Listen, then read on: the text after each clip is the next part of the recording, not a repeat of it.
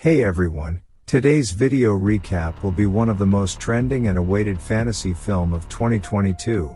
It is 3,000 Years of Longing. It is a 2022 fantasy romantic drama movie coordinated by George Miller and featuring Tilda Swinton and Idris Elba. Miller composed the screenplay with a gust of violence. Elba stars as a liberated by a jinn teacher, Swinton, and relates his life to her. The film is committed to Miller's mom Angela, as well as Rena Mitchell, relative of maker Doug Mitchell. The film debuted at the Cannes Film Celebration on May 20, 2022. This was a brief introduction to film, and now let's begin to dive into the plot and enjoy watching. Likes and subscriptions are highly appreciated. Dr. Alethea Benny was a storyteller, and she was on her journey to find reality that was normal to every one of the tales in the world. While on her excursion, she gets conscious of her feelings, sentiments, wants, and needs that she had implanted in the fantastical world that she had made to adapt to life overall. She says that her story is pretty much as obvious as some other idea of science that mankind clings tightly to. However, we will have a hard time believing her except if and until she lets us know that it is a fantasy. Alethea realized that she could never at any point prove what she accepted to be her world with some proof, and for that reason she found it more helpful to say that it was a fantasy than to allow individuals to feel that she was a silly individual experiencing some psychological problem. Her process resembled a clear dream where the barely recognizable difference that frequently exists among creative mind and reality obscures, to such an extent that you can't separate between the two.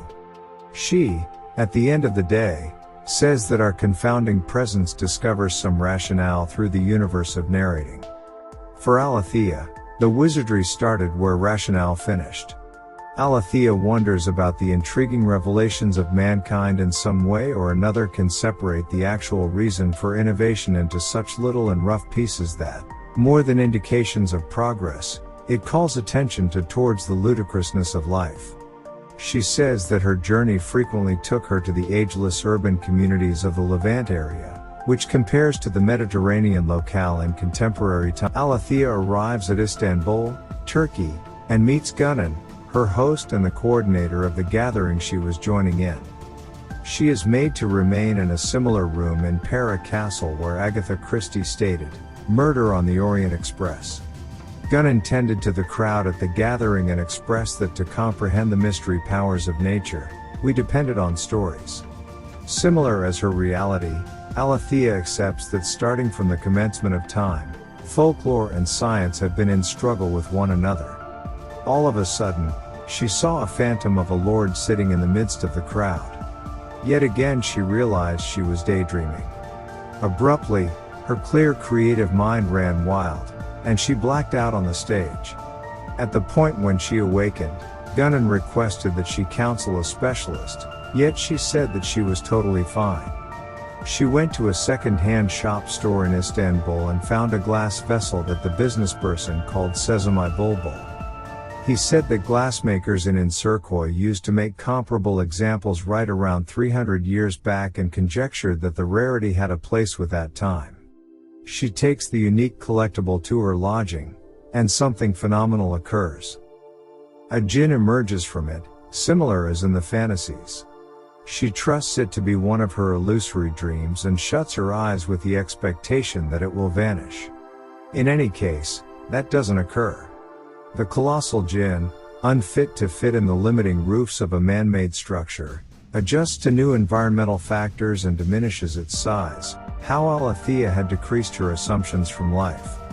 He requests that the narratologist make 3 wishes, yet she would rather not fall into the snare.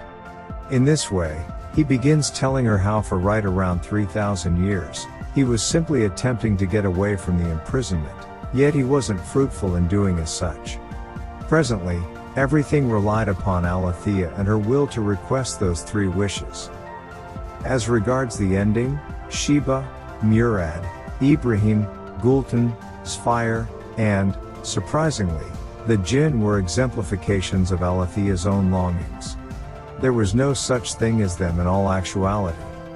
We get inconspicuous clues by the producers which support this hypothesis. For instance, Alethea had an assortment of glass vessels very much like Spire had in one of Jin's accounts. Both wore practically comparable exhibitions that had strings. In the court of Suleiman the Eminent, Hurrem had requested that a lady watch out for sovereign Mustafa. That equivalent lady had likewise met Alethea during the meeting in Istanbul and was presented as Amina, hailing the English board. Alethea had a theoretical composition in her home portraying an eye of a human that looked like that of Jin. Spire and Enzo, for instance, were characters made by Alethea in her own head, as she was propelled by the virtuoso of Albert Einstein.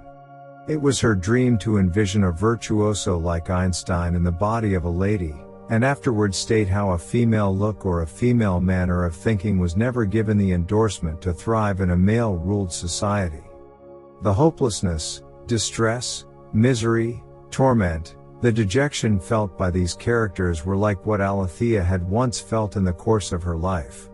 It is basically conceivable that she was experiencing a state of mind like schizophrenia, yet at the same time, she lived trying to claim ignorance. We hear Clem and Fanny, neighbors of Alethea, conversing with one another and saying that she had again begun conversing with herself. It implied that they had seen her conversing with non-existent creatures previously. Alethea, however, didn't think of it as an irksome issue, as she says that it was only a humble matter of her creative mind getting the better of her. The producers pass on off clues to let us know that she had made these accounts in her mind to adapt to her life. The components and the characters of her story are like those that exist in her reality. She meets genuine individuals, in actuality, and when she envisions a story, she meshes them into it. Jin was an instrument that assisted her with understanding what she ought to do and furthermore the way in which she ought to finally accept reality throughout everyday life. Toward the finish of 3,000 Years of Longing, we see that Alethea requested that Jin go with her to London. She wished to get unmatched love from him, very much like Spire and Sheba had once. However, her desire was conceded. She before long understood that she was unable to keep him in this domain. She saw Jin battling with his miserable condition. She realizes that she needed to let him go. She gained from the errors made by the Jin himself, who had once prevented Spire from making her third desire so he could remain with her. Yet again Alethea didn't have any desire to misstep the same way. The most fundamental piece of cherishing someone is having the option to let them go. Yet again she wished, however this time for Jin to return to his domain, where he should have been and where he could flourish. 90 days had passed since Jin left Alethea, and she had the option to oversee without him. Be that as it may, dissimilar to her fanciful companion Enzo, she didn't leave him, and neither did he. This itself was demonstrative of the way that someplace Alethea had figured out how to keep her minds in charge. She actually had the unending need to stay in her made-up world. However, she had figured out how to keep an equilibrium where her existence wasn't misshaped by it. She says that Enzo was a radiation of non-attendance. She was frightened that one day her non-existent companion would leave her, so she composed all that she had envisioned in a diary. In any case, there was a trick. She was unable to blend reality with her creative mind. She started to uncertainty herself, lastly wound up consuming all that she had expounded on him. Be that as it may, this time, it was unique. She could mix reality with her creative mind and dwell in an area that was some in the middle of between the two domains. Perhaps for that reason the Jinn continued to visit her now and again, at whatever point he could. It dislike Alethea didn't lament any longer or had continued on, yet she had figured out how to acknowledge life as it was.